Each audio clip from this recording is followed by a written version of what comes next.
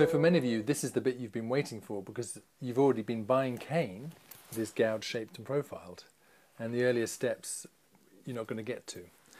But however you do it, this is the bit really where we're going to take one of these and make it into a finished reed. And I'm going to go over this as an outline with a certain amount of detail, and we're going to follow up later with more detailed videos and questions from the video.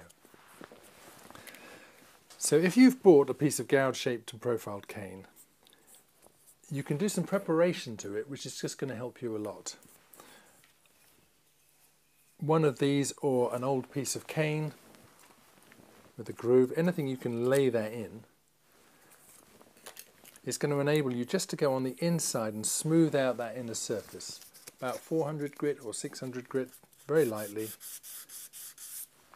I've put a piece of wet and dry on a dowel, and that enables me to not do it. So make sure that I don't squish the edges, because once we've folded that over, we're not going back inside. The outside less important, because you can always sand that, but I will also just do a light sanding, take any fibres off that are sticking up.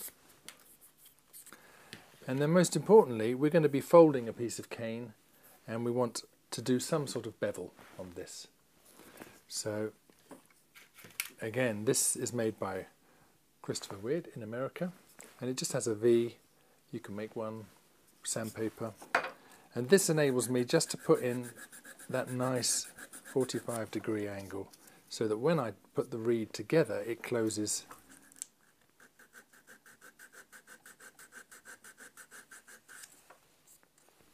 And now one of these I'm going to soak.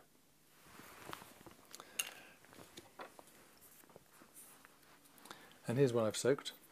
And I will soak this for 10 to 15 minutes in warm water. As I was doing the other videos, this has been soaking a lot longer. It tends to go soggy after a couple of hours, and if you leave it just 10 minutes, sometimes you'll split it. You'll find that soaking the right amount of time makes it all easy. So this is, I think, a little bit over-soaked, but we're going to go for it. So now we're going to have to score this piece of cane. Most of you will have learnt to take a standing knife and draw lines. That's a very easy way to do it. Some of us, thanks to Andrew Stoll at the Opera House, found these taps for little machine taps, which you can find out from his website or from mine. And this you can put into a handle, and you can scrape across the cane, and it will make the lines for you. Easier done in a handle. That's another way. Also, different companies sell these little scoring machines. Now, because I'm doing a quantity of reeds, this is a way of scoring which is very easy. I just turn the handle. So now I have a soaked, scored piece of cane. And this is where you will find there are many, many different ways to make a reed, and many ways that people will make a reed. I'm going to show you what I do, which is an amalgamation of many different great reed makers. We're going to fold the cane. If it's got a good score line on it already, it will just do that. If it hasn't, it won't fold like that, and you might find yourself having to fold it over a knife. I'm going to put on the first wire, and again I leave the wire on the reel. A lot of people cut it to length, and because I'm left-handed, I'm turning clockwise with the piece of wire that's closest to me on the top. I'm a great advocate for chopping these off, because the wire is very sharp and you can end up with lots of little cuts on your fingers. And I'm not going to tighten this wire, but I'm going to tighten it enough so that when I am making the reed circular, the wire is supporting it and it will prevent it splitting. Next thing I'm going to do is I'm going to use an elastic band. You can use a piece of string.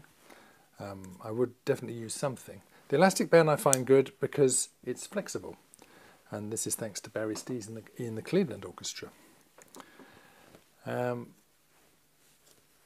I'm tightening this, not over tightening it, but I'm doing it so that now,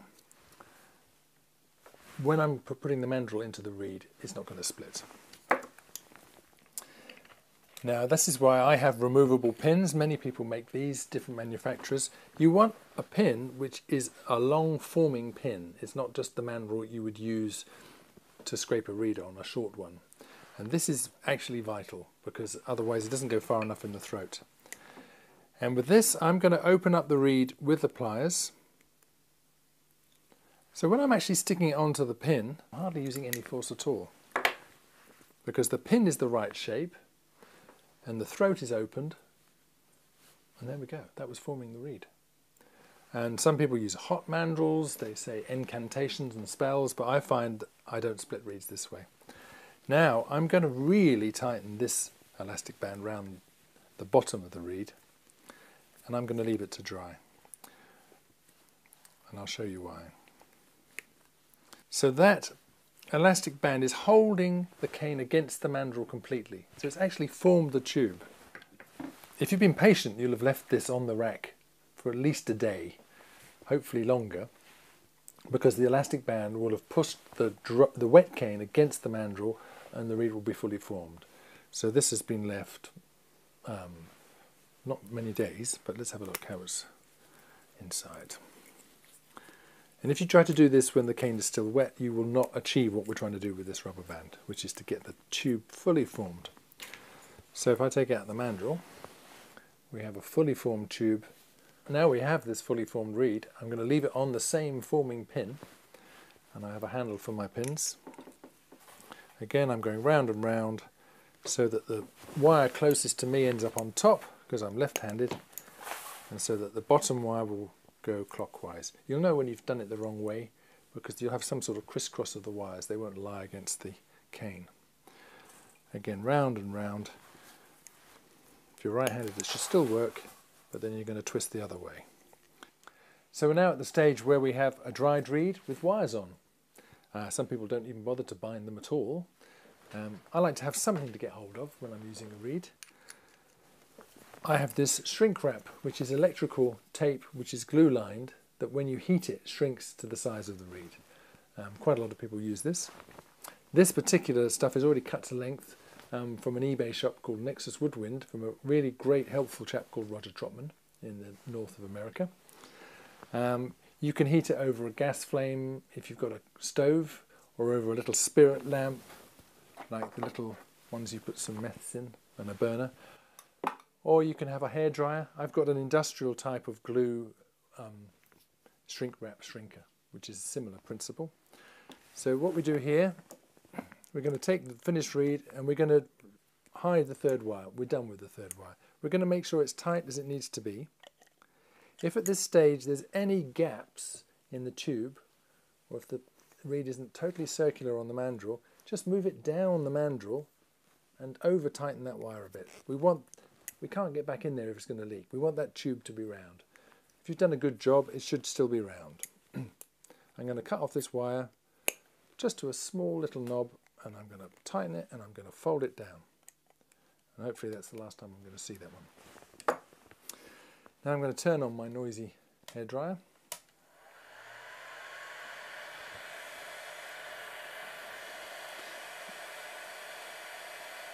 I'm going to place the plastic over there, and I just hold it into the...